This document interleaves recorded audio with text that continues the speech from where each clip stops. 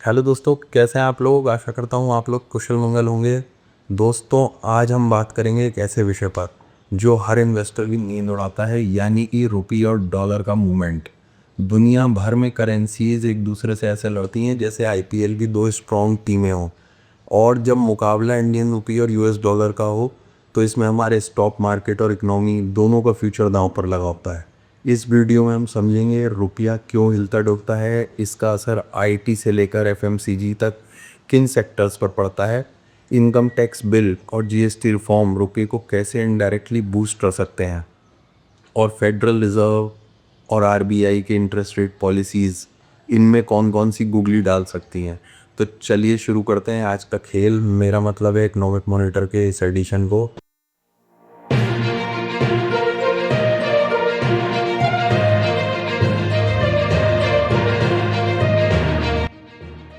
पहला सवाल, why rupee and dollar matters. Bharat एक इम्पोर्ट ड्रिवन इकोनॉमी है दोस्तों, और क्रूड ऑयल हमारा सबसे बड़ा इम्पोर्टेड खिलाड़ी है। याद है आपको, मैंने पास्ट वीडियोस में आपको बताया था कि 85% से ज़्यादा क्रूड ऑयल इंडिया इंपोर्ट कर रहा है और बाहर से लाता है। अब अगर रुपया कमज़ोर पड़ जाए तो सोचिए, तेल महंगा और फिर ट्रांसपोर्ट से लेकर टूथपेस्ट सबकी कॉस्ट बढ़ जाती है। लेकिन हर सिक्के के दो पहलू होते हैं। वीक रुपी आईटी और फार्मा के लिए वरदान साबित होता है। क्यों? क्योंकि इनकी जो इनकम है वो डॉलर से आती है, यानी कि इनका रेवेन्यूज़ जितने हैं वो डॉलर से आते हैं और इनका खर्चा रुपये में होता है। यानी मार्जिन्स में ऑटोमेटिकली इम्प्रूवमेंट हो जाता है अगर रुपया वीक होता है। याद है आपको, जब रुपया 80 के पार गया था पहली बार, एक्सपोर्ट वाले सेक्टर्स ने चौके छक्के लगाए थे और इम्पोर्ट हैवी सेक्टर्स को पसीना आ गया था। यही रीज़न है कि करेंसी का हर मूवमेंट स्टॉक मार्केट के लिए बड़ा ट्रिगर हो जाता है। Now what the key factors are there that are affecting the rupee, यानी कि वो वजह हैं जिनसे रुपया डॉलर के सामने कभी कमज़ोर तो कभी स्ट्रांग हो जाता है। उनके बारे में बात करते हैं। जैसा मैंने बताया था, क्रूड ऑयल प्राइसेस, अगर तेल महंगा, इंपोर्ट बिल आपके बढ़ जाएंगे, रुपए में दबाव आ जाएगा। एफआईआई क्लोज, यानी फॉरेन इन्वेस्टर आके पैसा लगा रहे हैं इंडिया में, तो रुपया स्ट्रांग हो जाएगा।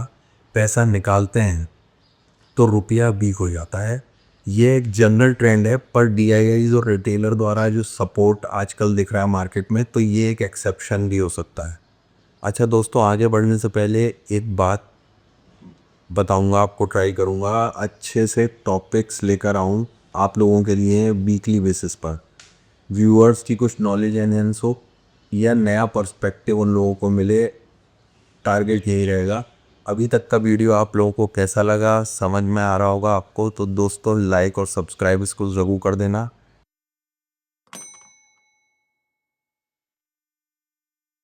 ट्राई करेंगे हर वीक कुछ नए टॉपिक पर बात करें। दो पॉइंट्स तो मैंने आप लोगों को बता दिए थे, क्रूड ऑयल और FIIs. Now third, monetary policies जैसे फेड पॉलिसी हो गई, इंटरेस्ट रेट पॉलिसी हो गई आरबीआई की।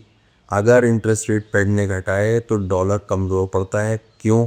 क्योंकि इन्वेस्टर्स के लिए बॉन्ड जो हैं वो लेस अट्रैक्टिव हो जाते हैं और कैपिटल बॉन्ड्स से शिफ्ट हो जाती है, जिससे इमर्जिंग मार्केट्स को राहत मिलती है और डॉलर की कमज़ोरी यानी रुपये की मजबूती। आरबीआई एंड इन्फ्लेशन की बात करें तो आरबीआई रेट कट से बहुत बूस्ट होगी आने वाले दिनों में, और रुपये को सपोर्ट मिलता है आरबीआई की पॉलिसीज़ से। अब बात करते हैं दोस्तों जियोपॉलिटिक्स की, यानी कि जो वर्ल्ड में सैंक्शंस लग रहे हैं कंट्रीज़ पर यूएस द्वारा, और जो ग्लोबल टेंशन्स हैं उसमें लोकल करेंसीज जैसे रुपया ये वीक होता है, इसमें इंटरेस्ट कम होता है। और इस बार तो टैरिफ का इम्पैक्ट भी देखने को मिल रहा है। इसके साथ साथ आपको याद हो, मैंने बोला था कि सुरक्षित निवेश यानी कि सोने में डिमांड बढ़ती है और इन्वेस्टर सोने की तरफ भागते हैं या फिर कैश में बैठते हैं।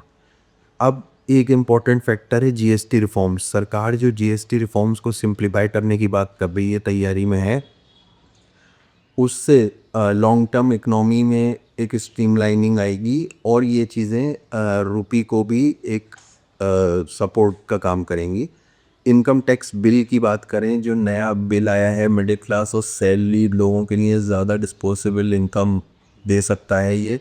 इसमें कुछ कैटेगरी सिंप्लीफाई करी गई हैं दोस्तों, स्लैब सिंप्लीफाई किए गए हैं और डिडक्शंस में भी क्लैरिटी आई है। इसका मतलब ये है कि ज़्यादा स्पेंडिंग पावर लोगों के हाथ में होगी और कंजम्पशन डिमांड स्ट्रॉन्ग रह सकती है, जिससे डोमेस्टिक इकोनॉमी को भी बूस्ट मिलेगा। जब देश के भीतर डिमांड मजबूत रहती है तो रुपया भी ग्लोबल अनसर्टेनिटी के टाइम पे कम कांपता है। अब पॉसिबल सिनेरियोज क्या हो सकते हैं, चलिए क्रिस्टल बॉल में झांकते हैं, लेकिन याद रहे ये सिर्फ एनालिसिस है, कोई भविष्यवाणी नहीं है। देखिए, अगर फॉरेन इनफ्लोज कंसिस्टेंट रहते हैं तो रुपए में एक स्टेबिलिटी आती है। अगर फॉरेन इनफ्लोज कंसिस्टेंट रहे दोस्तों तो रुपए को स्टेबिलिटी मिल सकती है। क्रूड ऑयल प्राइसेस और ग्लोबल पॉलिटिक्स पर डिपेंड करेगा कि रुपए किस लेवल पे रहता है। इंडिया तो डाइवर्सिफिकेशन की कोशिश कर रहा है, जिससे वॉलेटिलिटी कम रहेगी।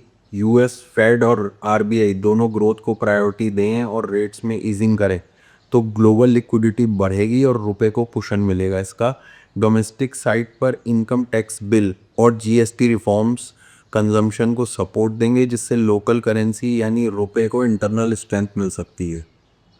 इनकम टैक्स बिल और जीएसटी सिंप्लीफिकेशन जो है वो डोमेस्टिक करेंसी को लंबी रेस का घोड़ा बना देंगे दोस्तों। लॉन्ग टर्म में रिफॉर्म्स प्लस डोमेस्टिक डिमांड रुपए के लिए सीपेट का काम करेगी।